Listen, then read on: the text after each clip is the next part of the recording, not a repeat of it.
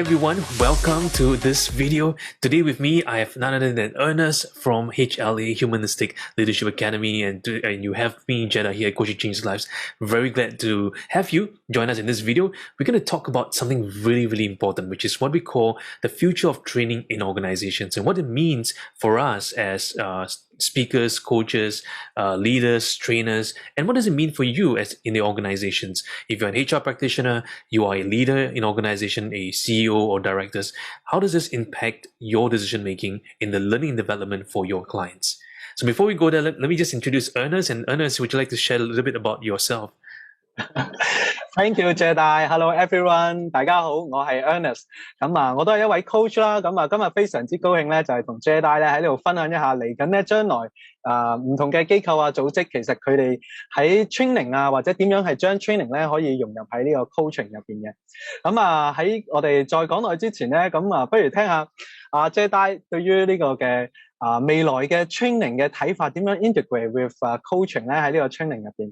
So what do you think about the future of the training in the organization? Well, that's a really good question. So just before this call, me and Ernest was just discussing. I said, hey, a lot of things has changed in the organization, and with the pandemic, the whole landscape of training and development has changed. Traditionally, a lot of organizations engage trainers, training organizations like HLA and also Coaching Changes Lives for us to go in there to do some leadership work, team building work, maybe training on personal soft skills, essential skills, communication skills, presentation skills. But that kind of training, it's no longer going to be the same moving forward.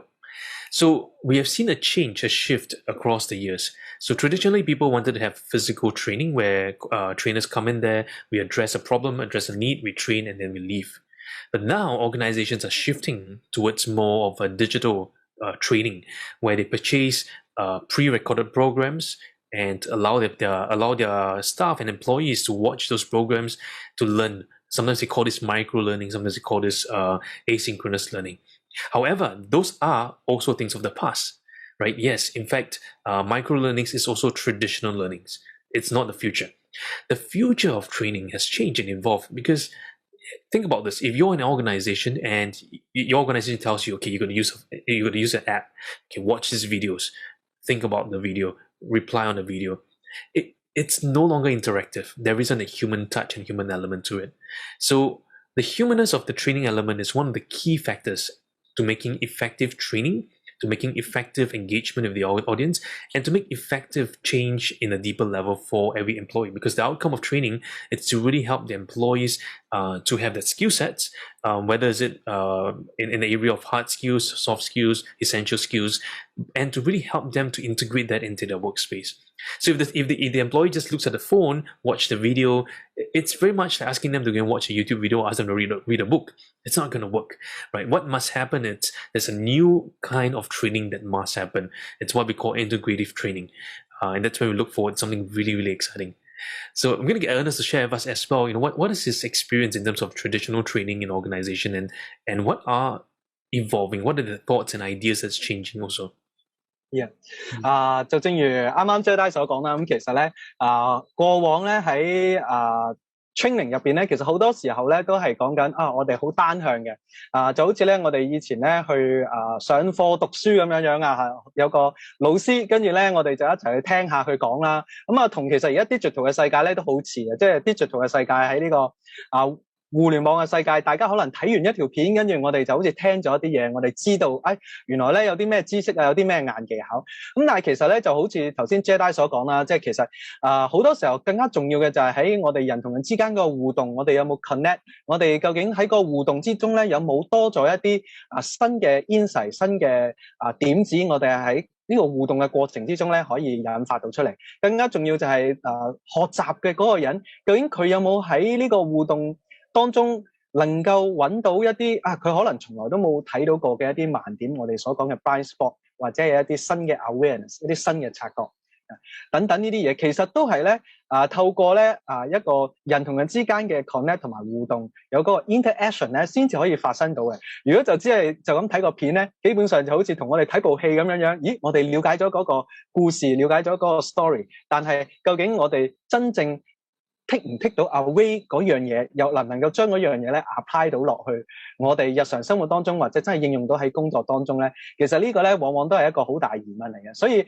喺未來嘅 training 咧，其實雖然話我哋有好多 video、好多其他嘅輔助嘅工具，但係更加重要就係點樣可以有更加多嘅 interactive， 真係令到人同人之間咧可以聯繫起上嚟，而透過呢個聯繫咧係有一個更大嘅學習同埋更大 impact。So what do you think about the integrative training in the future? Because just I mentioned, we need more interactive between the people, or more connection with the people. Correct. And in fact, so a lot of new technologies coming out to say, hey, okay, we're gonna engage the people by getting them to do simulation activities, games, getting them to move on the apps and everything.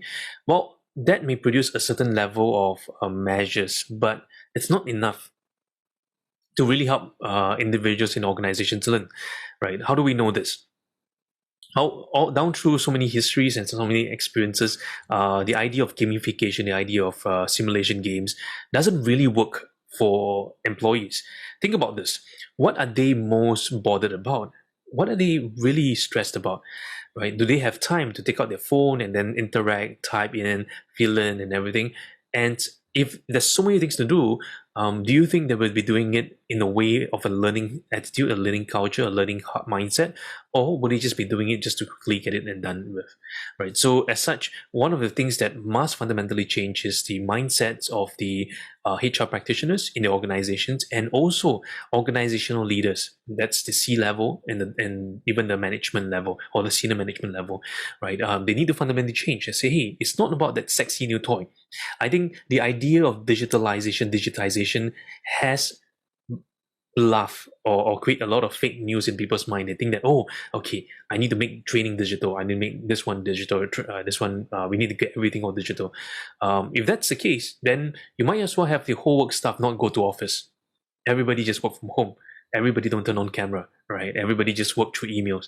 But we know the reality is very different, that people and human beings crave for that physical interaction. They crave for that dynamic response, what we call synchronistic exchange. That's why we call it integrative training, where it's not just saying that, okay, it's fully online or fully offline. We're going to see and find the right balance for organizations. So what we do here, together with Ernest and me, we work together very closely to help organizations both in Hong Kong, in Singapore, and around Asia, to help organizations do what we call integrative training solutions. Integrative training solutioning. And how that looks like is this: we enter your organization, and this is what we do.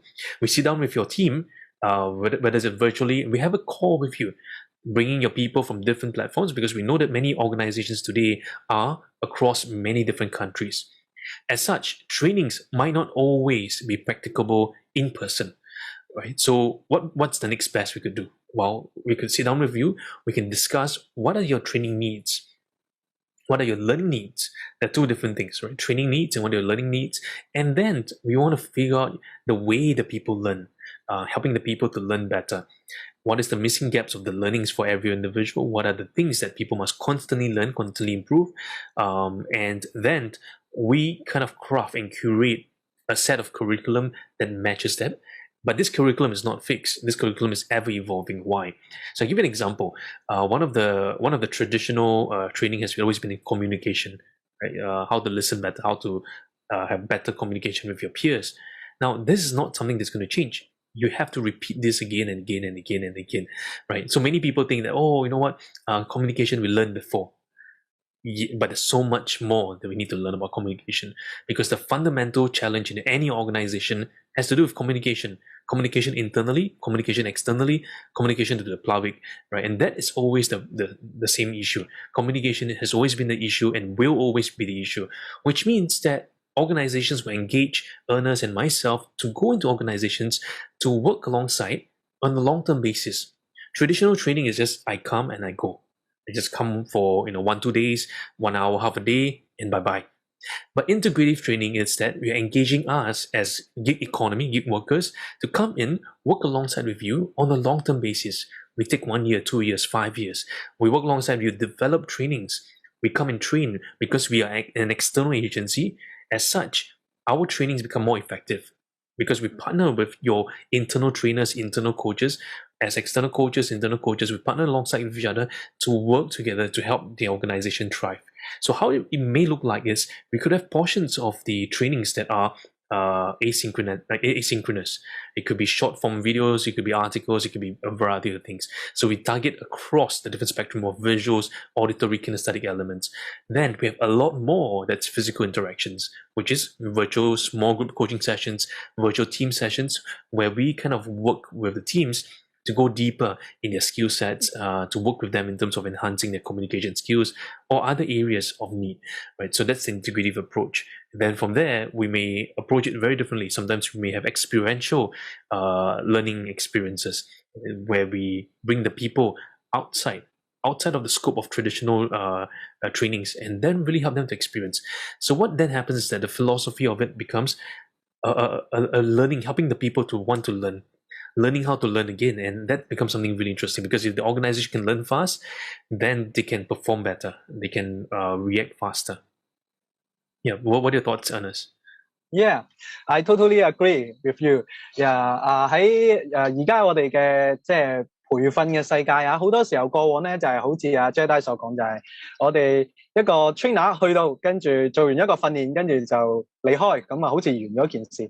但係喺未來咧，其實更加重要嘅咧就係好似頭先有幾個 keywords，如果大家聽到 the way of learning、evolve， 同埋咧就係一個 partner 嘅一個咁樣嘅形式。其實未來嘅 training 咧更加講求就係點樣去令到個機構佢哋真係一路咧可以持續咁樣成長，一個 sustain 到嘅一個持續嘅成長嘅一個趨勢，一個遞增啊。咁如果要做到咁樣樣，其實好多時候咧，即係單靠就咁好似上一個堂咁樣咧，其實唔係一個最有效嘅一種方式嚟嘅。因為可能好多時候咧，佢哋學完一樣嘢。當佢喺應用嘅時候，可能佢哋會遭遇到挫折啦，或者遭遇到困難嘅時候，佢哋往往就會唔識去應對，或者我跟住應該要點樣做咧？或者好多時候就會衍生到就係佢學完一樣嘢咧，因為可能遭遇到困難，或者可能應用唔到嘅時候咧，佢哋就會放棄咗。